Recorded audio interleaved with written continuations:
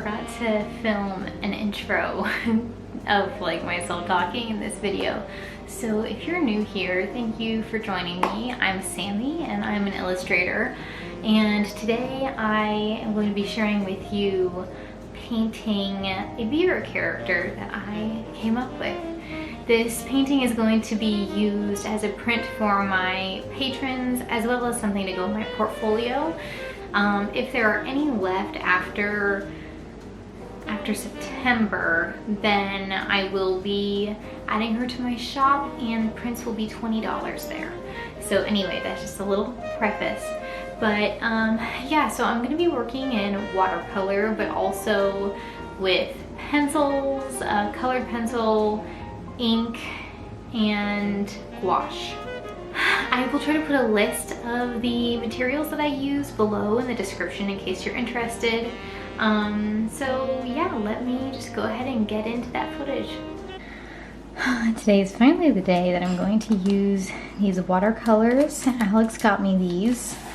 Probably the nicest watercolors I've ever had. I haven't tested them yet, but they're supposed to be. So they're Holbein, and here they are. I've been saving them for doing like a special piece. I didn't want to use them for the first time on like a pet portrait or something like that. So anyway, today we're going to be working on my little beaver illustration, and I'm really excited. I haven't done a detailed piece like this since my Charles the Sea Otter. But yeah, let's get started.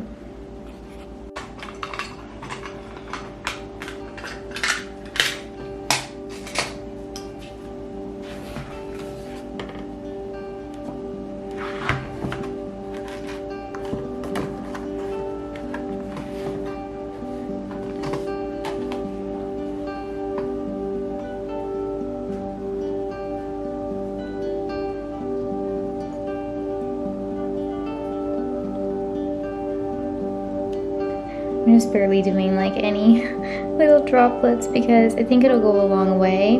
And so with watercolors in the tube like this, you can let them harden and then like re-wet them to keep using them.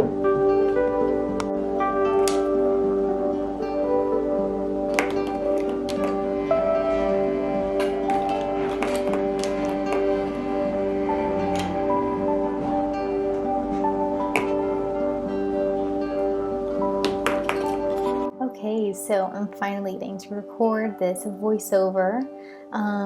As you can see, I'm not sharing the sketch right now, but you can see the sketch part of the video over on Patreon. I just decided to reserve that for them.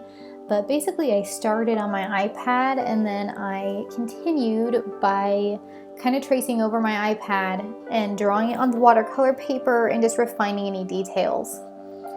So this is my first time using the Holbein watercolors, and I have to say I really enjoyed them. They layer really nicely and they soak into the paper, which is something I've been missing using the Winsor & Newton inks, because I had been using like I think it's called like terracotta brown ink from them, which is like a liquid watercolor. And it just doesn't have quite the same effect. So I'm really excited to continue to use these, and they went so far. But you guys can see me using a number of supplies in this. I'm going in with a pen now. I also like to use colored pencil and Q-tips to soak up any extra moisture, and paper towels. And one of my favorites, my white jelly roll, that lately I have kind of enjoyed putting it on and then going over it with a wash of watercolor, and it helps to kind of create some highlights and extra little details. In my next video, you'll hear me share a little bit about a book that I have read part of. It's called Eager, and it is about beavers, but it's written by Ben Goldfarb, and I learned some interesting facts that I thought I would share with you. You might have seen these on my Instagram because I have already shared the finished result by the time I've posted this video of this painting. But So let me share with you some of these details, because I just think it's extra inspiring for me when I'm working on an animal illustration to actually learn something about them.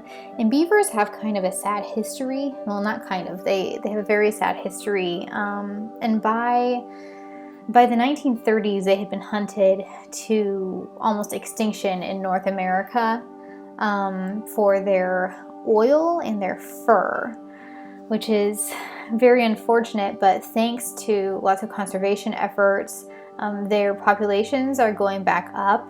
I've had the pleasure of seeing a few beavers. I saw one in Yellowstone National Park, seen one in northern Ohio in like a wetland area, and one driving through, I think it was Wyoming or something, and it was just kind of off the side of the highway in a little stream.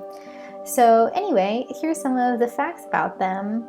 One is that they have a network of blood vessels in their tails that helps them to regulate their body temperature by transferring heat through the vessel walls. So I think that's kind of similar to an elephant's ears, how they use those for cooling, a similar kind of thing. But anyway, I thought that was really interesting. They've been observed rolling up lily pads like burritos for easy eating. And their tails contain extra fat reserves for meager times. And also, something that I think probably a lot of us know by now, but if you don't, it's really interesting. There's been studies done about reintroducing beavers into their native ranges where they no longer were, and it kind of just revives the entire area. They see other species coming back in, so when a beaver builds its dam, it really helps to promote healthy habitat for a number of other species. So they're really important and very cool. So I thought I would share that with you guys. But anyway, right now, painting, you saw me going in with gouache, and I've talked about this before, but I like to do that sometimes for the clothing on my watercolor animals, especially if I'm using a lighter color, because if I did like a light pink watercolor, it would look so see-through, which might end up receding behind the beaver herself. So I like to go in with the gouache because it just makes it feel more solid. And I also really like how it takes the pen on top of it. I don't like to outline the entire thing perfectly. And you will see like there's some little wobbles and things where I'm going in with a pen, but I think it adds character, and it's one of those aspects of doing a traditional painting or drawing that you can't control, and I think it adds character to, I think it adds a little extra texture and character even if there is a little mess up. You may have seen or may not have seen on Instagram right now I'm taking Q&A questions for a Q&A video. And yeah, so go ahead and comment below with any questions you might have that you would like me to answer in that. I would love to hear what you want to know. Here she is. I'm so happy with how she turned out.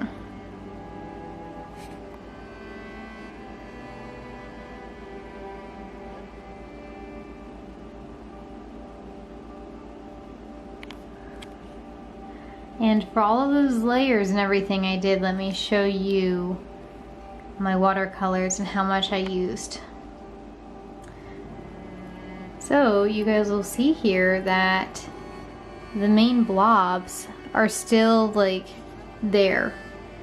So it goes a really, really long way, and that's after this whole painting. So yeah, and then over here I have my gouache that I mixed for her robe.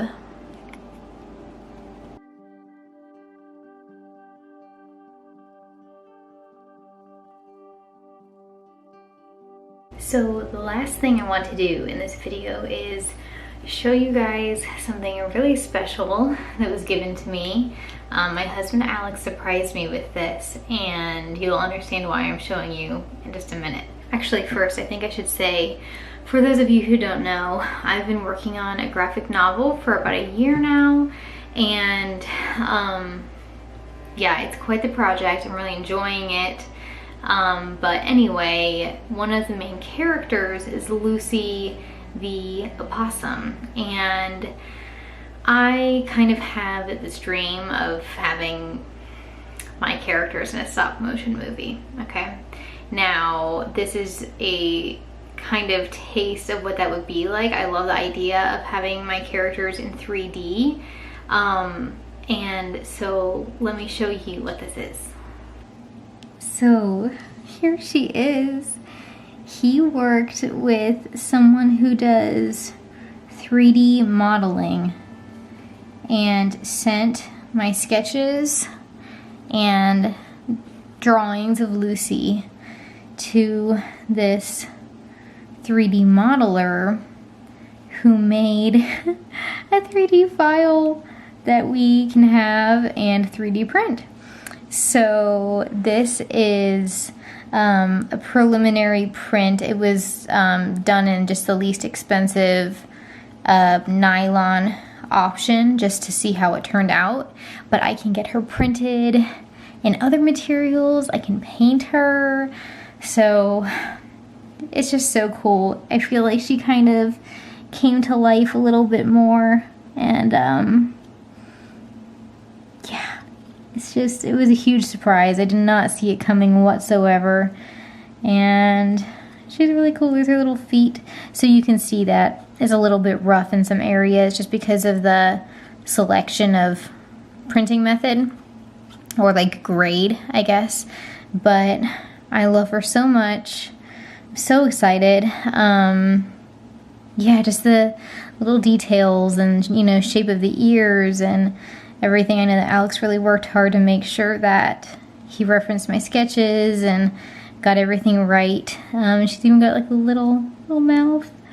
So anyway, I love her. I know you guys saw like a peek of her in my last video, but I wanted to get a chance to really show her to you. Thank you guys so much for watching. I hope you enjoyed this video. If you would like to try your hand at creating your own animal character, I do have a more in-depth class on Skillshare about my process, and I kind of guide you through the steps that I use to make these characters.